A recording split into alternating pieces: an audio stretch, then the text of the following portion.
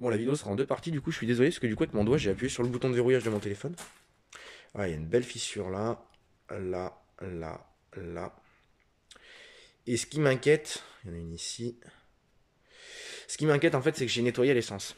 Mais je pouvais pas y voir hein, sous toute la couche de merde, donc du coup, avec l'essence qui est rentrée dedans, je sais pas si ça va être bien bon, ça. Donc là, je suis en train de nettoyer les pièces, voir ce qui peut être éventuellement sauvable. Pareil, la taille du carbu. Donnez-moi ça, ce carbu. Ça, c'est du carbu. Voilà. Là, on a rupteur, condensateur. Condensateur, on met les mêmes sur les Bernard. Enfin, ceux des Bernard sont un peu plus gros, mais c'est les mêmes.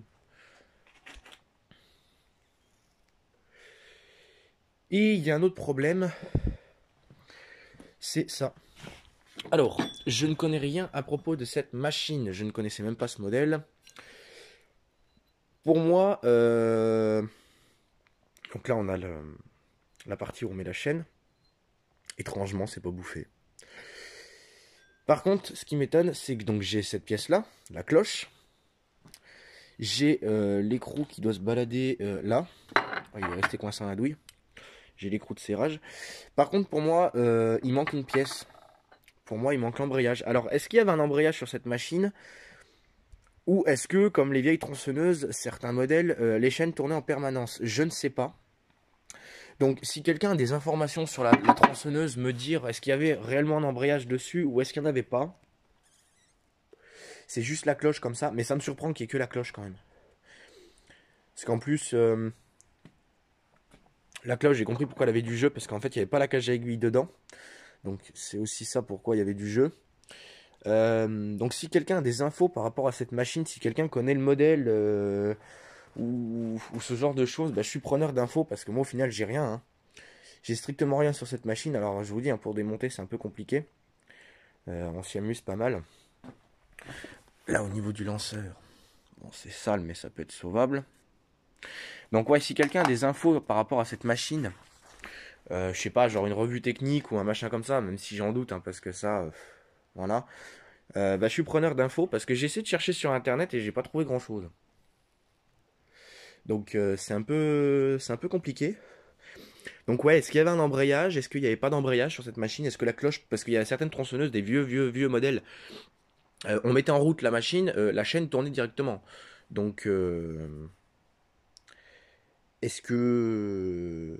Mais je pense pas, parce que oui, c'est vrai que non, j'ai pas réfléchi à ça, mais je pense pas que la chaîne tournait directement, parce que j'avais fait tourner le moteur, quand j'avais débloqué le moteur la première fois, et quand je tirais sur la corde, la chaîne ne tournait pas. Et sachant que la chaîne était grippée sur le guide, si la chaîne tournait en permanence, j'aurais pas pu tourner le moteur, parce que vu que la chaîne était grippée, bah, ça m'aurait freiné, en fait, au niveau de la chaîne. Donc non, la chaîne ne peut pas tourner en permanence dessus, donc devait bien y avoir un embrayage.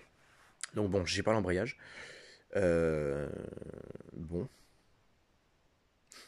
un problème résolu ensemble du coup.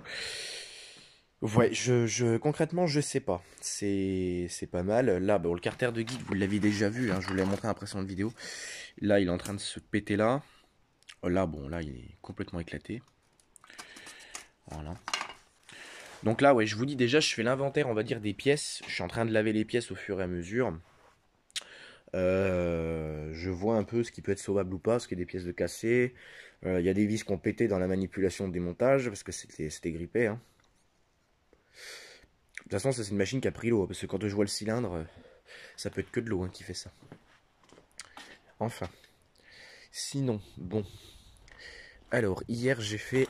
Alors, je vous ai pas filmé parce que... j'avais pas forcément envie de filmer hier, je vous avoue. J'avais fait toute la vidéo du moteur, etc. Donc j'avais pas spécialement envie. Hier j'ai fait la première tonte de l'année, ainsi que le premier débroussaillage. Voilà, parce que j'avais fait le dernier, la dernière tonte avec vous euh, en novembre. Oui, c'est en novembre. J'avais tondu avec la moto standard. Ouais. Donc bon, bah, il y avait un peu besoin de tondre, hein, ce que je vais vous montrer, ce que j'ai enlevé. Voilà, là ça équivaut à 3 bacs pleins. J'ai enlevé 3 bacs, 2 derrière et puis 2 bacs pleins derrière et puis un bac plein sur le devant de mon terrain. Alors je suis désolé, il y a un peu de vent. J'ai passé la débroussailleuse également avec la Oléomac. J'ai tondu avec la Best Green noire. Alors la Best Green noire, bon bah comme d'habitude, elle va super bien. Bon, petit souci avec, elle tourne trop haut. Voilà, puis ça c'est les pâtés que j'ai enlevés de la tondeuse et de la débroussailleuse. La Best Green noire, elle tourne très bien. Je veux dire, elle n'a pas de problème au niveau carburation ou quoi. Pourtant les membranes commencent à être un peu fatiguées dessus. Voilà, elle est là, la madame. Par contre elle tourne trop. Mais ça je sais ce que c'est, ça vient de mon câble en fait. Mon câble il s'est déréglé. J'ai déjà un problème de câble et je dois avoir un problème de ressort de régulation. Parce que celle-là, comme vous l'avez vu sur le Quantum, ça c'est un régulateur mécanique pris sur l'arbre à cam. Avec un régulateur, avec un doigt, etc. Ça c'est une régulation par air. C'est-à-dire qu'en fait on a une pale au niveau... Elle se trouve par là. Et en fait c'est une pale avec le brassement d'air du volant moteur. Et de toute façon je vais vous montrer la différence tout de suite entre une régulation par air et une régulation mécanique. Alors, je vais fouiller un peu dans mes entraves de pièces détachées. Ça c'est un régulateur mécanique. Donc en fait plus... Alors je crois que lui il est mort en plus. Ah non, voilà. Plus ça tourne, plus ça écarte. Voilà. Donc ça c'est pris par l'arbre à cam. Vous voyez qu'il y a les dents ici, on les met sur l'arbre à cam. Et les régulations par air... Je dois avoir une pièce là-dedans normalement. Alors là-dedans j'ai toutes mes conneries. Carburateur 2 temps, 4 temps, des filtres à air, enfin j'ai un peu tout. Tout ce qui touche à la carburation en fait. Bon, j'ai un reniflard aussi de Bernard qui se balade. J'ai un embrayage parce que ça c'était des pièces de tronçonneuse que j'avais dans un bac. Et le bac j'en ai eu besoin donc du coup j'ai mis ça là-dedans. Plutôt que de tout déballer comme un âne. Je veux pas tout vous déballer. Que je viens d'y repenser juste un instant. J'ai un autre reniflard de Bernard qui se balade. Voilà. Je vais remettre ça là-haut.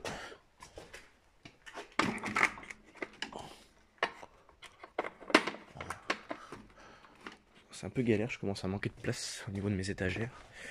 Une régulation par air, j'en ai une ici.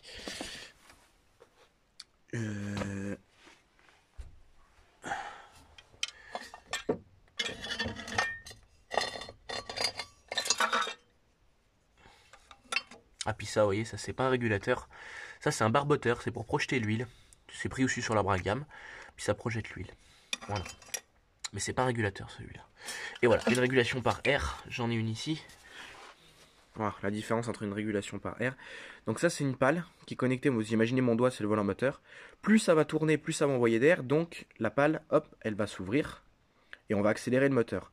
Et moins on va envoyer d'air, le volant moteur va ralentir. Et le brassement d'air est moins important, donc la pale revient à zéro.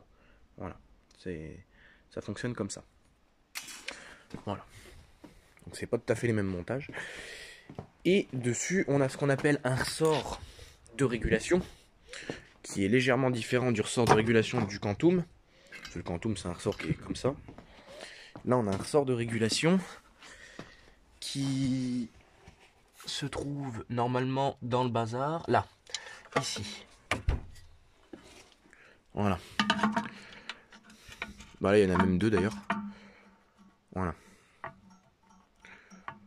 Ouais, il y avait eu un montage. Ça, c'est un moteur que j'avais récupéré. Il y avait eu un drôle de montage. Voilà, la pale, on la connecte sur le bout de mon doigt, là. Sur la petite tringle. Et puis voilà. Ça, c'est une régulation par air. Donc, je dois avoir un petit problème au niveau du ressort, je pense. Là-dessus. Donc, je démonterai pour regarder ce qui va pas. Parce qu'en fait elle me l'a fait, mais ça a été soudain hein, qu'elle me fasse ça. Mais ça fait déjà longtemps, hein, ça fait déjà 2 ou 3 tondes que je tonds avec cette tondeuse où elle tourne un peu plus haut que d'habitude. Bon, elle tourne pas au point de péter le moteur, hein, elle tourne pas à fond, mais elle tourne un peu plus haut que d'habitude. Et moi ça me plaît pas trop. Donc je regarderai en détail ce qui s'y passe. Donc on démontera la volute et puis le filtre à air. Et on verra ce qui se passe. Mais de toute façon, j'ai mon câble, en fait, il s'est desserré ici. Donc en fait, des fois, quand je mets la tondeuse à 0, par la poignée, parce que du coup, j'ai pas de frein moteur dessus, le coupe-circuit, il est pris sur la régulation. quand je la mets à zéro, en fait, eh ben, elle va se mettre au ralenti. Et c'est là que je vois qu'elle tourne trop, parce que le ralenti, je peux vous dire qu'elle a un ralenti très bas, celle-là.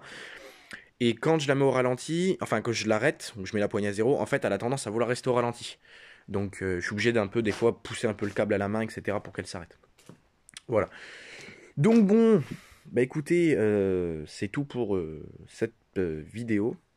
Ces vidéos, du coup, parce que bah, du coup, j'ai appuyé avec mon doigt tout à l'heure sur l'arrêt de... Enfin, sur mon bouton de verrouillage du téléphone, donc du coup, ça a coupé la vidéo. Du coup, eh ben... Je vais continuer le nettoyage de ces pièces. Bon, je vais pas vous filmer un nettoyage de pièces complet. C'est pour ça qu'il y a deux caisses. Hein. Ça, c'est pièces qui sont propres. Ça, c'est les pièces dégueulasses. Et puis après, on verra ce qu'on fait. Parce que le problème, je vous dis, c'est que tous les joints, en fait, c'est un ensemble de pièces qui sont tous montées les unes avec les autres, avec des joints partout. C'est des espèces de joints papier qui n'ont jamais dû être démontés, je pense. Enfin, c'est du papier un peu cartonné, là, je sais pas trop ce que c'est. Et les joints pètent au fur et à mesure, etc. etc. Donc, je pense qu'on va avoir des drôles de surprises avec ça. Je pense qu'on pourra peut-être avoir quelques fuites si jamais on la remonte. Enfin, voilà. Mais ce qui serait fun, au pire, c'est que même si la machine, on n'arrive pas à la remettre en route, c'est que je la garde, que je la ponce, parce que bon, bah, vous voyez que la corrosion a déjà commencé à attaquer les pièces, etc. Que je la ponce, oui, parce que c'est pas le béton, hein, même si ça a la même couleur, c'est pas mon béton, hein, c'est vraiment la pièce hein, qui est bouffée. Vraiment la nettoyer propre, nickel et tout. Et en fait, en faire une machine, on va dire, d'exposition, enfin un truc un peu fun, vous savez, qu'on pourrait afficher là, ou un truc comme ça. Ouais, j'ai pas envie de l'acheter cette machine, c'est con, parce que bah, des machines comme ça on n'en voit plus. Et je vois au boulot, là où j'étais en tant que stagiaire en mécanique, on en avait une vieille, alors je vous dirais peut-être une connerie, mais je crois que la marque c'était une Omélite. Mais c'était un truc du style, dans ce style-là, hein, d'une vieille machine comme ça. Et il y a un certain youtubeur qui lui a récupéré une Pioneer. Pareil, ça c'est vieux comme le monde. Et pareil, c'est des machines un peu... on n'en trouve plus de ça, donc bah, quand on en a une, c'est assez marrant. Donc bon, je sais pas. Je sais pas, mais il faudrait que j'arrête de faire l'exposition des machines, hein, parce que là où j'ai le souffleur, j'ai le taille-haie. Là, j'ai le Bernard qui est en attente. Bon, la débroussailleuse, elle sert, mais elle est pendue aussi. Donc voilà, moi j'ai des machines, j'ai la moto là qui se balade. J'ai des machines un peu exposées un peu partout, donc il faudrait que j'arrête un peu de faire la collection, mais voilà, c'est assez marrant. Donc bon, bah moi écoutez, je vais continuer le pseudo démontage encore, parce que bon bah j'ai encore le carbu à ouvrir et tout, je voudrais voir à l'intérieur du carbu. Ça pareil, hein, les membranes à mon avis. Voilà. Et puis pourquoi pas, admettons, la poncer, genre trouver quelqu'un qui aurait une sableuse. Ça, je peux trouver ça quelqu'un. Enfin, je peux trouver quelqu'un qui aurait une sableuse. La sabler et puis trouver une bombe de peinture jaune et puis lui en mettre un petit coup partout. Ouais, je pense que ça pourrait être marrant. Je sais pas, je vais voir. Déjà, ce qui serait bien, c'est que j'arrive à déjà tout nettoyer, démonter les pièces, donc essayer de sauver le plus de pièces possible. Si je vois qu'il y a trop de casse, bon, bah voilà. Hein. Mais voilà, ce qui serait marrant, c'est de voir si ce genre de machine peut redémarrer. Bon, je pense pas que je m'en servirai pour mon bois parce que c'est une machine, c'est lourd que le diable. Mais je pense que ça pourrait être marrant quand même. Enfin bon. Donc bon, moi je vais continuer mon nettoyage. J'espère que ces vidéos vous auront plu. Comme d'habitude, n'hésitez pas à vous abonner, partager, commenter, mettre des likes. Rejoignez-nous sur nos pages Facebook, sur la chaîne de Louis, Maxence, Théo et Thomas. Ma chaîne personnelle pour tout ce qui touche à la mécanique automobile et moto. Et puis ben, moi je vous dis à la prochaine pour de nouvelles aventures. Allez, salut tout le monde!